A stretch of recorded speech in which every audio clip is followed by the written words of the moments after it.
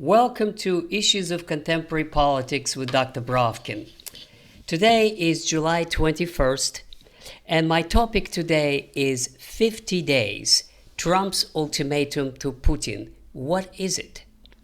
Now, I took several days to look at various information sources and reactions of the Europeans and Americans and Ukrainians and others before posting this video, because there are so many conflicting viewpoints as to what exactly it is in political terms, the 50-day ultimatum to Putin. This is how it is referred to in the mass media. The ultimatum basically is Putin has to come up to agree to either one interpretation, ceasefire, or two, some kind of a settlement with Ukraine, or else. And then or else is more sanctions, specifically the secondary sanctions on countries that trade with Russia. I'll come back to it in a moment. So most of the interpreters agree, most of the interpretations are that Trump succumbed to the influence of the deep state. This is interpreted as a retreat from his original agenda. This is interpreted as a victory of the deep state, that he has abandoned his idea that America no longer fights foreign wars, that there should be a peace settlement, that he's a peacemaker, and so on and so forth. The majority of views are that now Trump owns this war and this becomes his. And that is the view of many of critics of Trump in the alternative media, such as Colonel McGregor and a few others, Larry Johnson and others. And this is actually also the view of the Russian commentators. They are completely now disappointed in Trump. They abandoned any hope that there could be any agreement with Trump. They regard him now as completely the same as Biden. And in fact, if you listen to some of the commentators in American media, it appears to be exactly that.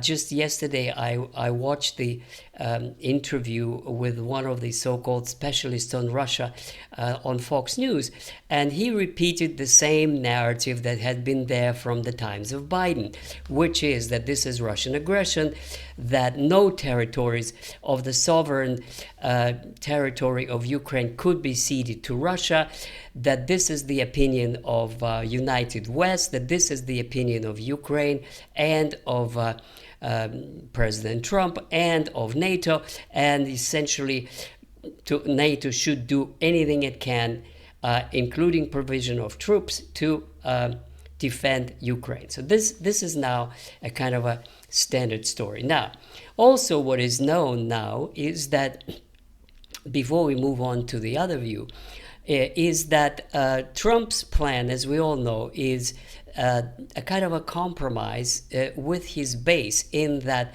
the base was saying America will not fight foreign wars. Now Trump says, we're not going to fight it. It's going to be the Europeans who are going to pay for it. And we are going to gain American. So the new scheme is, as you all know, one could call it a Trump doctrine, if you want, is that America doesn't fight wars, somebody else does for them. Ukrainians do the fighting, Europeans do the paying for it. And the idea was that it would be American missiles, specifically Patriots, and some other material will be produced in the United States, bought by the Europeans, delivered to Ukraine, and then, quote unquote, Ukraine can defend itself. So that's the plan.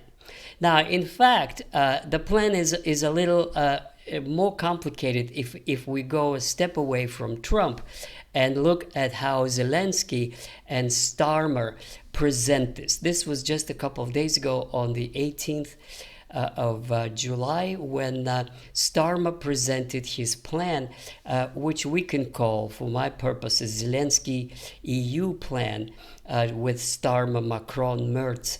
And the plan is that they force Putin to agree to ceasefire by sanctions, the 18th package of European sanctions, by Trump's pressure by all kinds of means, force him to agree to a ceasefire. Fine. And at that point, the coalition of the willing joins in with the expedition of 50,000 troops to Odessa, where, as Starmer put it, on the land and on the sea and in the air, Ukraine is defended by the coalition of the willing, which is pretty much the same thing as the North European countries of NATO. And then they essentially have the defense or guarantee of security by the Americans, and then essentially Russia has a choice either to accept the Western control, physical, military control of Ukraine, or risk going to a nuclear war with the entire West and the United States dragged into it. So this seems to be the Zelensky-EU plus Britain plan. Now, I believe also that the part of that plan is to scare the Russians, and this is for that reason that Christopher Donahue, commander of European forces of the United States in Europe, made a very, very strange analysis or strange speech at one of the conferences recently, which was picked up by the Russians, and I will return to that. Donahue said that the Kaliningrad Oblast, a part of the Russian Federation, this is, for those of you who don't know, is a legitimate territory of the Russian Federation, which is completely surrounded by NATO forces, NATO troops, because it is surrounded by Lithuania and Poland. Lithuania used to be a part of the Soviet Union, and that provided land corridor to the Kaliningrad Oblast, former Königsberg, East Prussia. And so Donahue said this is going to be a doable military operation, and there are already plans to occupy Kaliningrad Oblast in case of Russian aggression. Well, one could make a very easy connection, since there is already a Russian aggression against Ukraine, that the Russians perceive it as a direct threat, which led many commentators in Russia, including in the Duma, to say something that they've never said before. And that is that Russian nuclear doctrine says that if Russian Federation is attacked and the Kaliningrad Oblast is internationally recognized Russian territory, then Russia will not waste the lives of its soldiers. It would go to nuclear response. In fact, Volodymyr Solovyov, whose show is one of the more well-known and recognized in Russia, and quite well known in the West, he went even further. He said that there shouldn't be any waiting, that this is a casus belli, that these kinds of statement of an American general in office, not in a private gathering or some social channel, but in an official capacity, speaking at a forum and a conference, is totally inadmissible, and that Russia should either respond immediately or demand his resignation from the government of the United States. So they take those threats quite seriously. Now, so this is what is unfolding among those who want to show their toughness, who want to force Putin, or as Zelensky put it, put Putin on his knees. Now, there's of course a second interpretation, and this is where I'm coming to now, and that is that a 50 days ultimatum is a lot of hot air and not much substance. Now, those critics suggest that there is no unanimity among NATO, or NATO has no right to act on behalf of NATO because countries that are in NATO signed up to be there for defense purposes. And attacking Russia is not something that they have signed up for.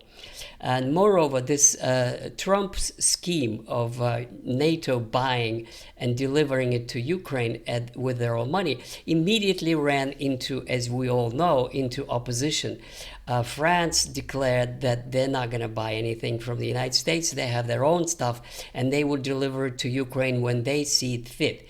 Italians said, we're sorry, we don't have any money, which is true. Just as France, Italian budget had been in the red for years and years, and they certainly can't afford it. Well, the same I could add could be said about Greece. It has no money whatsoever. The Czech Republic said, President Pavel, that it's better to negotiate with the Russians rather than to provoke it and go into war. The Slovaks, of course, refused to have anything to do with it, and so did Hungary. But I can add that the discussion in Spain, when they didn't even want to raise their expenditure to 5% as Trump demanded, suggests that there's no big desire in Spain to buy American weapons and pass it on to Ukraine. In other words, what you see here is a de facto split in Northern and Southern Europe. The Southern Europe is more interested in a negotiated settlement and less interested in buying American weapons and channeling them to Ukraine. And even among those in the Northern Europe who boast that they could force Russia, such as Chancellor Merz, one shouldn't forget that the situation is very precarious in Germany, and that his coalition with Social Democrats could split at any time, especially over the issue of war with Russia, and that 26% opposition party Alternative for Germany is totally opposed to any confrontation with Russia. So this coalition may not hold. But be it as it may, let me go to those critics who say that Trump didn't mean anything at all, and that this is simply a postponement, that this ultimatum is not an ultimatum at all. So what are the arguments of these people? That I could name, one of them is Dr. Doctorow, and an expert on Russia, whom I respect very much for many years, and Alexander Mercouris, also a commentator on Russian affairs, extraordinary, qualified, and interesting, and praises and accolades from me for their work.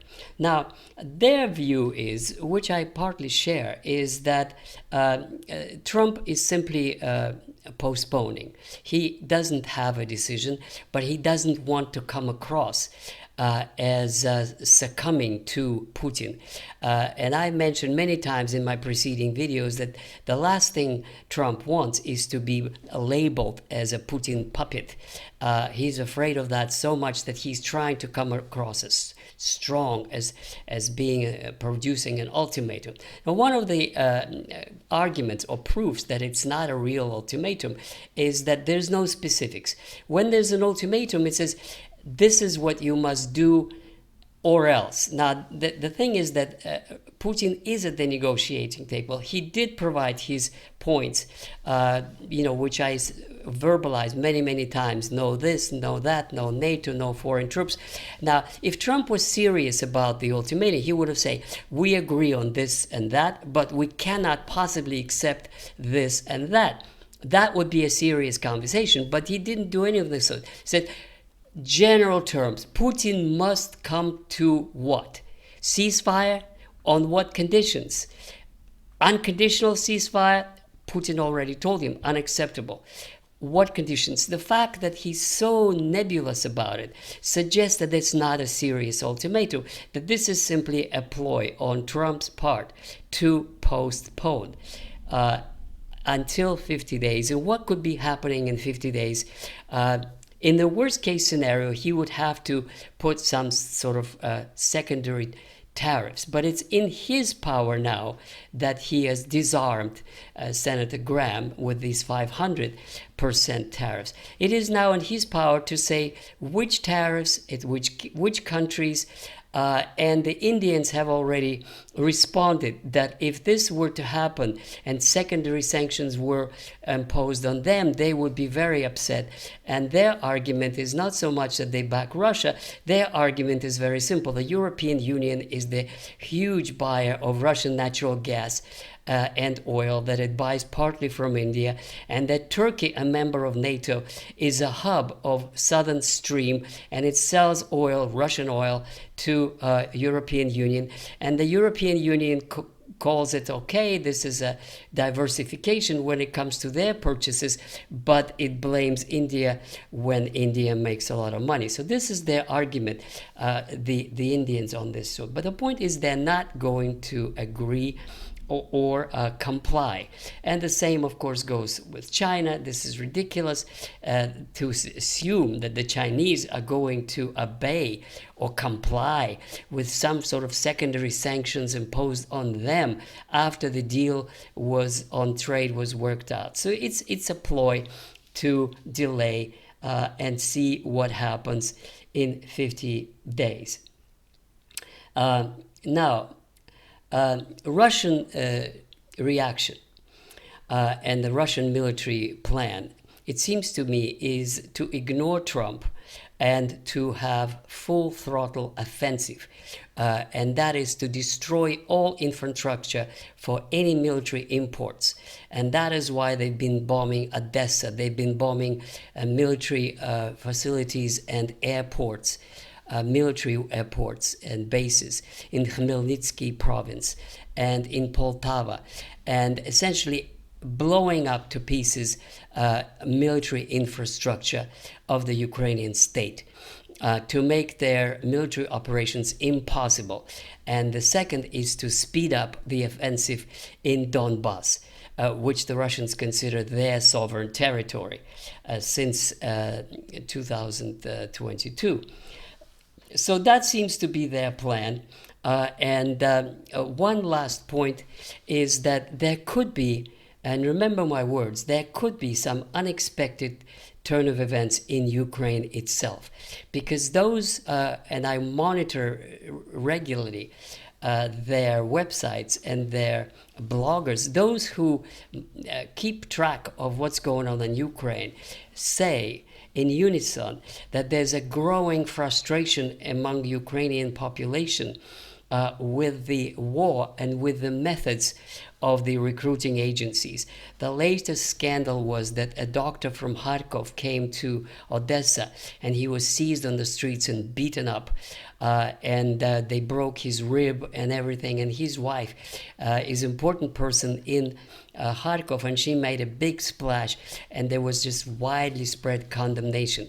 In other words, my dear friends, I think that it could happen that the Zelensky regime will collapse unexpectedly when the troops would disobey, when the front would be collapsing and the Russians advancing, and internal disorder on the streets of Russian-speaking cities would break out and the Zelensky regime may collapse. That's another possible outcome by the fall.